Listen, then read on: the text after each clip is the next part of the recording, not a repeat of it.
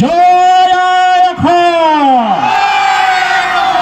জয় আই অসম, জয় আই অসমলে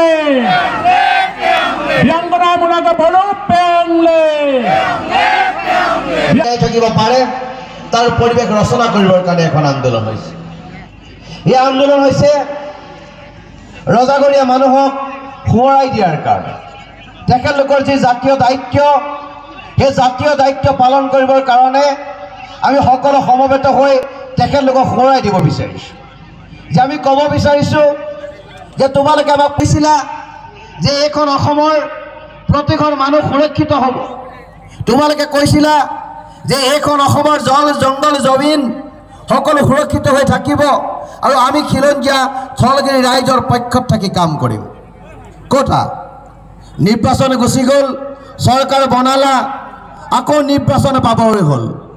তোমালোকে ভাষণৰ ভেলকিবাজিৰ মাজত এই প্ৰতিবাদ হৈছে প্ৰবঞ্চনাৰ প্ৰতিবাদ। এই প্ৰতিবাদ হৈছে মানুহক মিথ্যাচাৰ কৰাৰ প্ৰতিবাদ। এই প্ৰতিবাদ হৈছে জাতিক ৰক্ষা কৰাৰ প্ৰতিবাদ। এই সংগ্ৰাম হৈছে এখন মহাসংগ্ৰাম। এই সংগ্ৰামত অসমৰ সৰ্বস্ত ৰাইজ একত্ৰিতভাৱে ৰাজপথলৈ ওলাইছে, কাৰণ জাতিটোক বচাব লাগে। উঠি অহা নৱপ্ৰজন্মৰ সুৰক্ষিত ভৱিষ্যতটো সুনিশ্চিত কৰিব লাগে।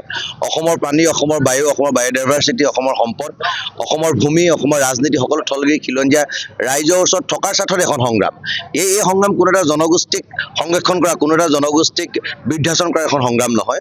অসমত থলগিৰি খিলঞ্জীয়া যে একত্ৰিতভাৱে সমবিকাশ সমমৰ্যাদাৰে যদি জীয়াই থাকিব পাৰে, তাৰ কাৰণে এখন সংগ্ৰাম। আৰু সেইকাৰণে আমি কৈছোঁ যে 6 জনগোষ্ঠীৰ জনজাতিকৰণৰ মাধ্যমেৰে অসমৰ অসমীয়াৰ সুৰক্ষিত ভৱিষ্যতটো সুনিশ্চিত কৰক। 26ৰ সমাগত ইলেকশ্যন, অহা 25 নম্বৰ তাৰিখে জাতিৰ এখন দলিল তৈয়াৰ হ'ব। সেই দলিলটো আমি চাই আছোঁ যে কোন পৰ্যায়ত জাতিৰ দলিল তৈয়াৰ হ'ব, যে সেইখন সঁচা অৰ্থ জাতিৰ দলিল হ'ব নে আমাক গিনিপি সজোৱা এখন দলিল হ'ব, তাক লৈ আমি তীক্ষ্ণ দৃষ্টি ৰাখিছোঁ। গতিকে 26ৰ নিৰ্বাচনৰ আগে আগে যদি 6টা জনগোষ্ঠীয়ে জনজাতিকৰণ নাপায়, এইটো জাতিক কৰা মিথ্যাচাৰ হ'ব, জাতিক কৰা প্ৰতাৰণা হ'ব। গতিকে জাতিক কৰা মিথ্যাচাৰ, জাতিক কৰা প্ৰতাৰণাৰ প্ৰত্যুত্তৰ জাতিয়ে নিশ্চিতভাৱে 26ত দিব।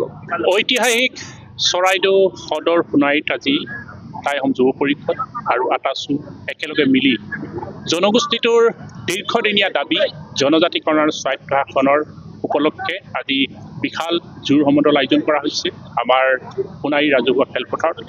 আৰু আমাৰ ক'বলগীয়া সংবাদ মাধ্যমৰ যোগেদি কেইটামান স্পষ্ট বাৰ্তা আমাৰ দিবলগীয়া আছে যে এই চৰকাৰে, এই বিজেপি চৰকাৰে এই বৃহৎ জনগোষ্ঠীটোৰ ত্যাগৰ বিনিময়ত আজি অসম ৰক্ষা হ'ল, এই জনগোষ্ঠীক কিমান দিনলৈ প্ৰতাৰণা কৰিব, কিমান দিনলৈকে প্ৰতাৰিত কৰিব আৰু কিমান দিনলৈকে মিছাৰ প্ৰতিশ্ৰুতি দি এই চৰকাৰ চলি থাকিব, এই কথাখিনি আমাৰ জনাৰ প্ৰয়োজন আছে।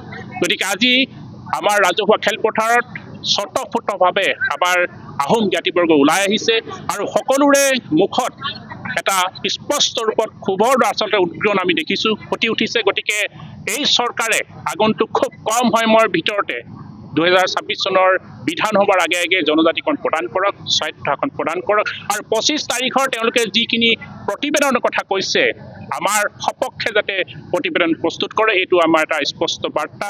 যদি তেওঁলোকে আমাৰ বিপক্ষে যাবলৈ হয়, তেতিয়াহ'লে আহোম জ্ঞাতিবৰ্গ ৰৈ নাথাকিব আৰু আমাৰ যি 25টা বিধানসভা সমষ্টি আছে, যি আহোম অধিকৃত অঞ্চল আছে, সেই অঞ্চলকেইটাত তেওঁলোকক কিন্তু পৰাভূত কৰিব। এইটো আমাৰ এটা স্পষ্ট বাৰ্তা ঐতিহাসিক চৰাইদেউৰ চাউলুং চুকাফাৰ দেশৰ পৰা। ধন্যবাদ।